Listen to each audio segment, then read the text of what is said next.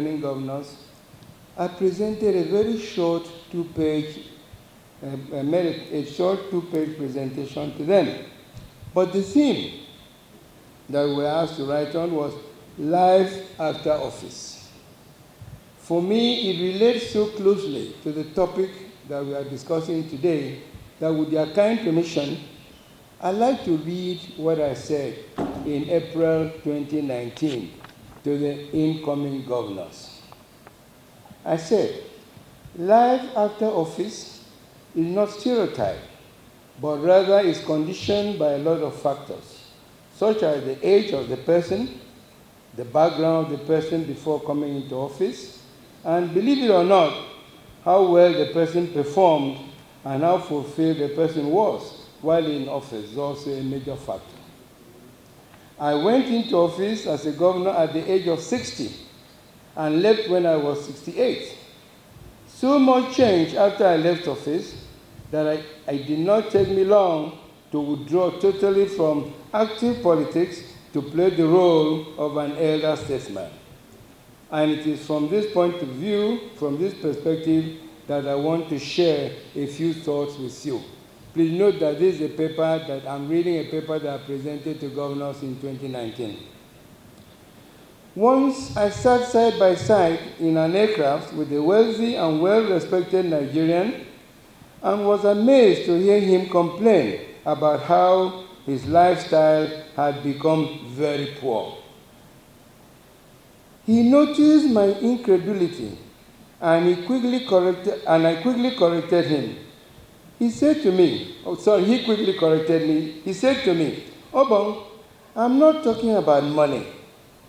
If at a point you have 1,000 kilometers of roads and only 100 cars driving on those roads, you can't say that you are enjoying a certain quality of life. When suddenly you have only 100 kilometers of roads and 1,000 vehicles struggling for the use of those roads, even if you own 50 or 100 of those vehicles, your quality of life certainly will be much poorer. As an elder statesman, I have come to appreciate the truism in that statement, and that is what I want to talk to you about today.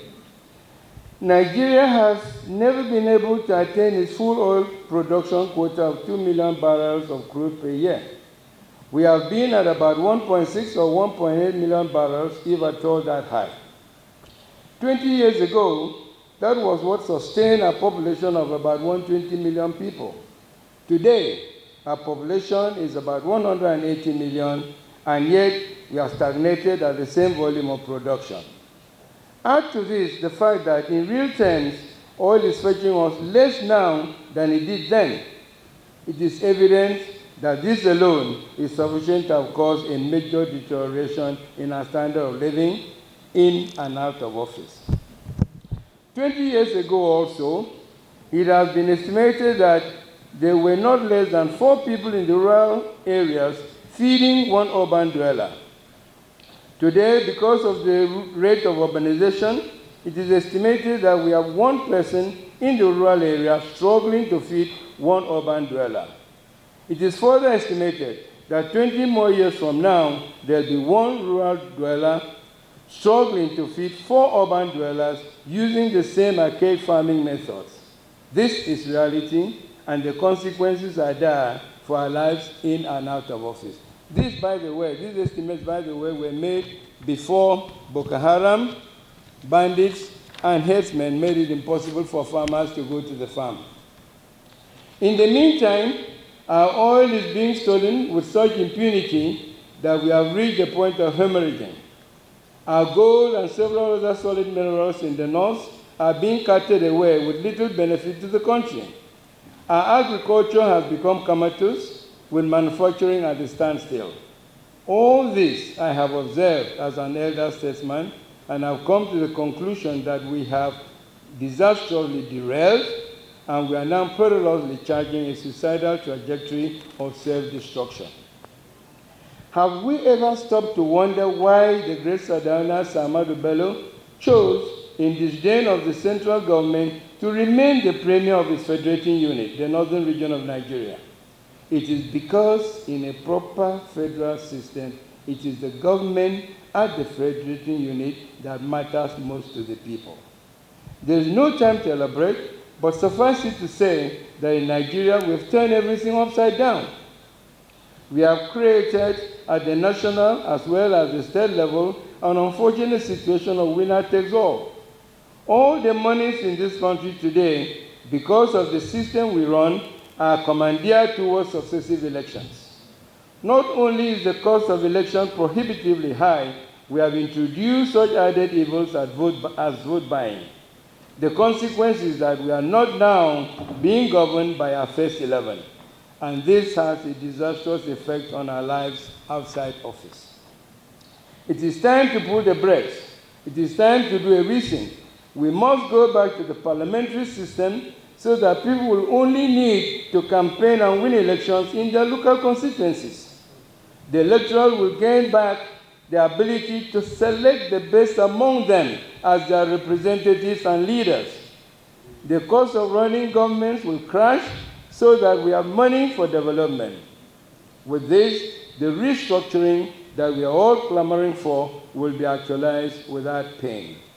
The federating units, the states, which effectively take their fate in their hands, will now become the focus of the people.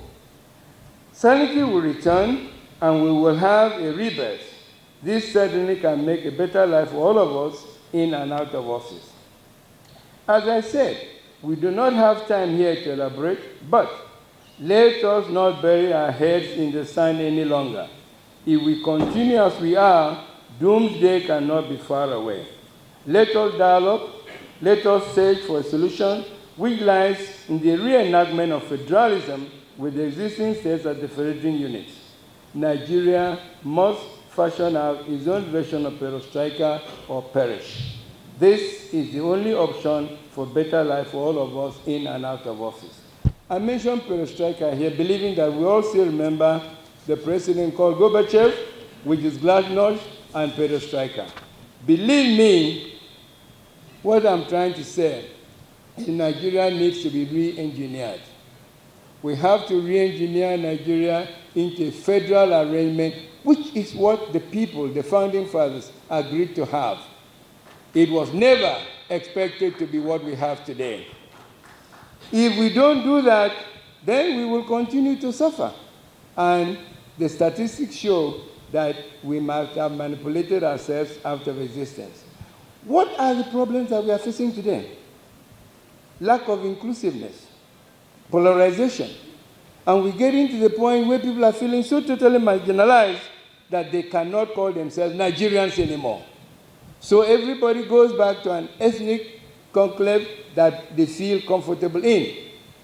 But we can have that comfort of belonging in our enclaves, but in a larger organization called Nigeria, if Nigeria is programmed and run in a manner that everybody feels it ought to be. And I still believe strongly that our founding fathers were right in what they proposed for Nigeria, which was a federal system, a parliamentary system. With a parliamentary system, the people do get to elect their representatives and their leaders. That is not happening today. Some time ago, we were talking about too young to run. Today is a question of too poor to run, because how many people can afford the cost? Beyond that, how do these people get to be elected? Spend enough money to buy the delegates, and you are there. And some of them will be sponsored by certain groups, and when you get into office, who do you serve other than the people who sponsored you? Please let us go back to a system where the people will sponsor those who want to lead them. Not certain groups, nebulous groups that we don't even know if it really exists, and then we say we are representing the people. This system does not allow our leaders or our representatives to represent us. And until that happens, the cry of marginalization, the cries of inequity will continue. And added to that is the inequality of justice. When the Supreme Court begins to feel obliged to take dictation from the president, when everything that happens in Nigeria is a matter of referring to the president. People who buy forms are bought because the president said I should buy form. Are they going to represent the president or are they going to represent the people?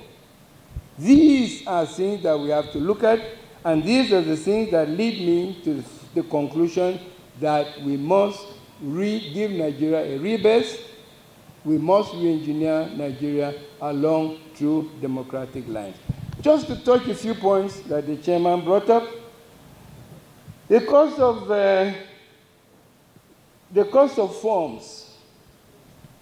If you look at a parliamentary system, you will be elected by your small community. Tafawa Balewa didn't have to campaign across the country, but he became the prime minister. He came from his small local enclave. He didn't spend much. The people recognized him as one who could lead them, and so they elected him. It is when you get there that you now pick your ministers. It's now from there you'll pick your prime minister, not by buying delegates and then lording it over everybody after that, and creating a situation in which you cannot be touched. If you look at what happened in Britain, there was a prime minister. She was removed quietly because people felt she was not leading properly anymore. But you go to America, which is even a civilized place, but let me use that word, civilized community. The president was impeached but could not be removed because the Senate did not confirm the impeachment. In Nigeria, nobody even talks about the question of impeaching a president. Once he's elected, he can do any and everything he pleases, and nobody says no. That is not democracy. That will not make us make progress. And we talk about representation. I mentioned it in passing. Are these people representing us, or those who bought forms for them, or the president has sent them to buy forms? We have to change that. We have to bring in a system that allows people to represent those they are supposed to represent. And that touches on the question of leadership. That quote, you talk about an angel running the constitution, that was in one of the papers I presented. I said we have to have a system change. If we don't complain about leadership, make the system leadership proof, so that if you happen to have a bad president, he cannot really destroy the country, as we see happening. So if you do that, as if you bring an angel to come and run a system that is intrinsically bad, he cannot do very much. That was a quote from me, and I still stand by that. And I believe that unless and until we have a system change, we will not make progress in this country. Finally, on the issue of the Constitution, I submit and agree entirely with the chairman, and I sent a short, half-a-page document to the Senate Committee on constitutional amendment. You are wasting your time. This constitution is defective to the point where it cannot be patched anymore. You need a new constitution. And unless and until you have a new constitution, we will not make progress. We have two good constitutions that we can refer to. We have the 1960 Constitution at the time of independence. We have the 1963 Constitution at the time we became a republic. Added to that, the findings and results that came out of the 2014 conference. Please, we need to re-engineer Nigeria through a new constitution. Thank you very much.